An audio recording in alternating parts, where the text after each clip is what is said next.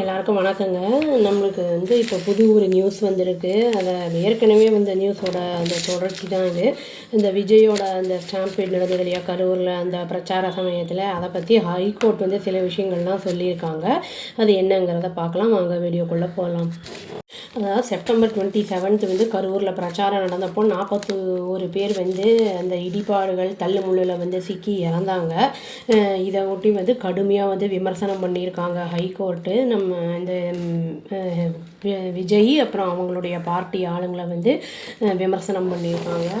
அவங்க அந்த மாதிரி இன்சிடெண்ட் நடந்த உடனே அப்படியே அவங்களுடைய ஃபாலோவர்ஸ் கேடரர்ஸ் எல்லாத்தையும் விட்டுட்டே போயிட்டாங்க அப்படிங்கிறதையும் சொல்லியிருக்காங்க. மெட்ராஸ் ஹைகோர்ட் என்ன பண்ணியிருக்காங்கன்னா ஆர்டர் போட்டிருக்காங்க. அதாவது ப்ரோப் ஸ்பெஷல் இன்வெஸ்டிகேஷன் டீமை வச்சு பண்ணணும் அப்படின்னு சொல்லி இந்த ஃப்ரைடே அன்னைக்கு இந்த இன்ஃபர்மேஷன் வந்திருக்கு. அந்த மிதிபாடுகள் மட்டும் இல்லாமல் 2 ஆக்சிடெண்ட்ஸும் நடந்திருக்கு. அதான் இன்வால்வ் ஆகிருக்கு விஜயோட கேம்பெயின் அந்த வெஹிக்கிள் கிட்ட அப்படின்னு சொல்லியிருக்காங்க. அந்த அப்போவுமே அதை 2 வண்டியுமே இடிச்சிருக்கு. அதை பார்த்துட்டும் பார்க்காத மாதிரி அவங்க வண்டியை ஸ்டாப் பண்ணாமல் போயிட்டாங்க அப்படிங்கிற மாதிரி அலிகேஷனையும் வச்சுருக்காங்க. கோர்ட் என்னென்னா ஆர்டர் போட்டிருக்காங்க. அதாவது ரெஜிஸ்ட்ரேஷன், அதாவது ஹிட் அண்ட் ரன், அதாவது அடிச்சுட்டு தப்பிச்சு ஓடுறாங்கல்ல, அந்த இதில் இவங்க லீடருக்கு அகெயின்ஸ்டாக கேஸை ரெஜிஸ்டர் பண்ணுங்க அப்படின்னு சொல்லியிருக்காங்க. கோர்ட் இதை கடுமையாக கண்டம் பண்ணியிருக்கு. அதை கண்டனம் தெரிவிச்சிருக்கு. இந்த மாதிரி அவங்க பார்ட்டி இன்சிடென்ட் நடந்த உடனே அந்த இடத்த விட்டு நகர்ந்து போயிட்டாங்கல்ல, யாருமே அவரும் இல்லை, தலைவரும் இல்லை, அவங்க கூட இருக்கிற பார்ட்டியில் இருக்கிற ஒர்க்கர்ஸ் யாருமே இல்லை அப்படிங்கிறத கடுமையாக கண்டிச்சிருக்காங்க. இது அந்த ஆர்கனைஸ் பண்ணவங்க அதில் ரியலைஸ் ரெஸ்பான்சிபிலிட்டியோடு எடுத்துக்கல, இந்த மாதிரி ஆனதுக்கு அது ஒரு வருத்தம் கூட தெரிவிக்கலை அப்படிங்கிறதையும் சொல்லியிருக்காங்க. இது இதுலேருந்து என்ன தெரியுதுன்னா, mental state of the leader எப்படி இருக்குங்கிறது இதை வச்சு நம்ம தெரிஞ்சுக்கலாம் அப்படிங்கிறதையும் சொல்லியிருக்காங்க.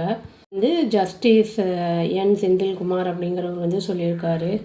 ஸ்பெஷல் இன்வெஸ்டிகேஷன் டீம் யாரை தலைமையாக வச்சு நடக்க போகுதுன்னா, அஸ்ரா கார்க் அப்படிங்கிறவர் இன்ஸ்பெக்டர் ஜெனரல் ஆஃப் போலீஸ் அப்படின்னு சொல்லியிருக்காங்க. அப்புறம் இந்த கம்ப்ரைஸ் விமலா அப்படிங்கிறவங்க, அப்புறம் சூப்பரண்டென்ட் ஆஃப் போலீஸு, அப்புறம் நாமக்கல் டிஸ்ட்ரிக்ட் அப்படின்னு சொல்லியிருக்காங்க. ஷியாமலா தேவி அவங்களும் சூப்பரண்டென்ட் ஆஃப் போலீஸு, அதையும் ஆட் பண்ணியிருக்காங்க. இது இன்னும் அடிஷ்னலாக என்ன சொல்லியிருக்காங்கன்னா கோர்ட்டு, அஸ்ரா கார்க் அப்படிங்கிறவர் அவருக்கு லிபர்ட்டி கொடுக்குறோம் நாங்கள், அதாவது அடிஷ்னல் டீம் மெம்பர்ஸை இந்த இதில் ஆளை எடுக்கணும், இதை டீமை விசாரிக்கிறதுக்கு இந்த இன்சிடெண்ட் பற்றி அப்படிங்கிறத சொல்லியிருக்காங்க.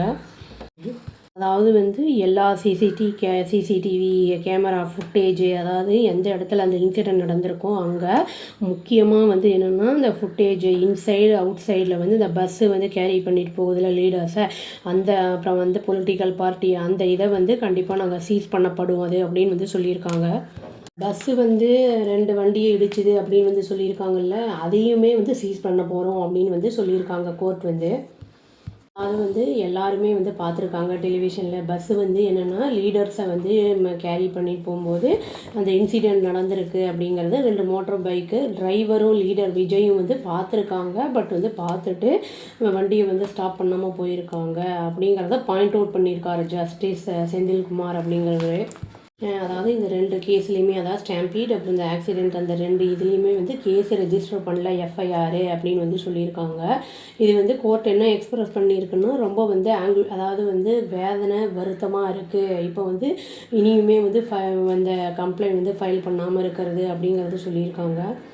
சுமோட்டோ ரெஸ்பான்சிபிலிட்டி ரெஜிஸ்டர் பண்ணுறதுக்கு கேஸை அந்த குற்றவாளிகளை அந்த இதை கொண்டு வரணும் வெளிச்சத்துக்கு அப்படிங்கிறத சொல்லியிருக்காங்க.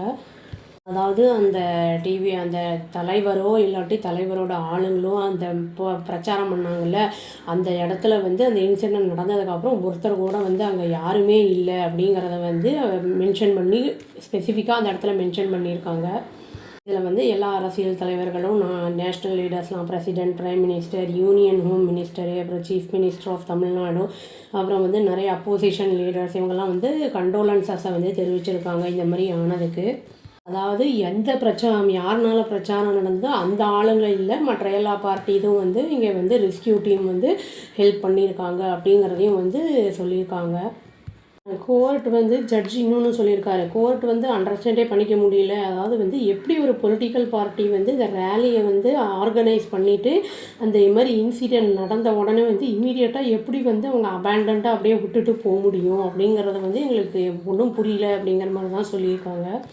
இந்த மாதிரி வந்து ஒரு ஃபாலோவர்ஸு இல்லை அப்புறம் வந்து அவங்களுடைய ஃபேன்ஸு இந்த மாதிரி இருக்கிறவங்க அப்புறம் நிறைய பேர் வந்து பார்க்க வந்திருப்பாங்க ஆக்டர் அப்படியே பொலிட்டீஷியன் அப்படின்னு அவங்களெல்லாம் இந்த மாதிரி இன்சிடெண்ட் வந்து நடந்த உடனே விட்டுட்டு போனவங்க அதாவது இர்ரெஸ்பான்சிபிளாக இருக்கிற ஒரு ஆட்டிடியூட் இருக்கிற எனி லீடரையோ இல்லாட்டி ஆர்கனைசேஷனையும் வந்து நம்ம அப்படியே ஈஸியாக எடுத்துக்க முடியாது அப்படிங்கிறதும் சொல்லியிருக்காங்க.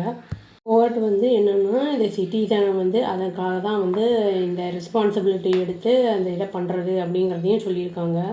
இது வந்து ஒரு அன்ஃபார்ச்சுனேட் ஒரு ரெக்கார்டு இந்த மாதிரி லீடர்ஷிப் குவாலிட்டியை வந்து ரெக்கார்ட் பண்ணுறது அப்படிங்கிறத வந்து ஜட்ஜு வந்து சொல்லியிருக்காரு.